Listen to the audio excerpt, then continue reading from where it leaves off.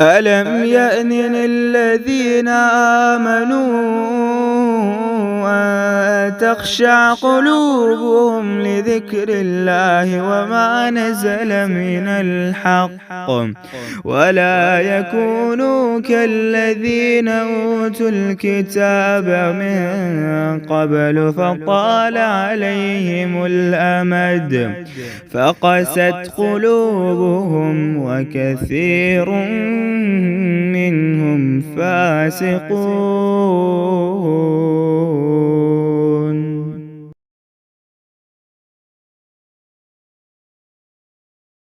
یحبون من ہاجر الیہم، بڑی پیاری مثال ہے۔ کیا نیکی تھی صحابی کی، صرف ایک وقت کا کھانا دوسرے کو کھلا دیا، لیکن اللہ ایمان والے دلوں کی اس طرح سے قدر کرتا ہے کہ وہ لوگ مال فیض تو چلے بڑی بات ہے، اپنے ذاتی مال کو بھی بہترین طریقے سے استعمال کرتا ہے، اور اسی لیے انصار مدینہ کی تعریفیں ہوتی ہیں، کیسے ان کو اللہ نے چنا اور مکہ سے آنے والا پورا ایک گروہ ان کے اوپر آ گیا اور انہوں نے اثار اور قربانی کی مثالیں قائم کر دیں۔ غزوہ بنو نذیر میں فتح سے کثیر مال حاصل ہوا تو ان میں سے کچھ بھی لینے سے انکار کر دیا، کہنے لگے ہم نہیں لیتے، مہاجرین کو دے دیجئے، اور بعض خود تنگ تھے اور دوسروں کو دیا۔ آج یہ مثالیں کیوں نہیں لکھی؟ انفاق اور نفاق میں ایک الف کا فرق ہے۔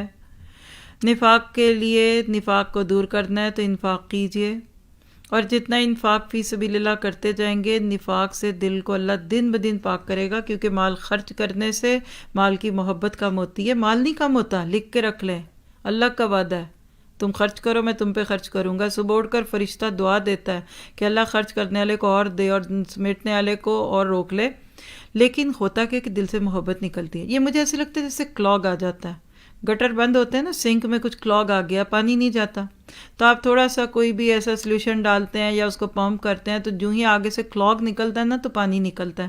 تو مال کی محبت کے کلاگ کو ختم کرنے کی یہ آیت ہے۔ دیکھیے گا کہ مہاجرین کی آمد پر انصار کی خوشی کی کیا حالت تھی۔ اخوت کی یہ سنہری مثال ہے، انصار کی مہاجرین سے خالص محبت کی دلیل ہے۔ اپنے گھر بار مال اور جائیداد میں شریک کر لیا۔ اللہ آج کے مسلمانوں کے دل بھی دوسرے مسلمانوں کے لیے ایسے ہی کھول دے۔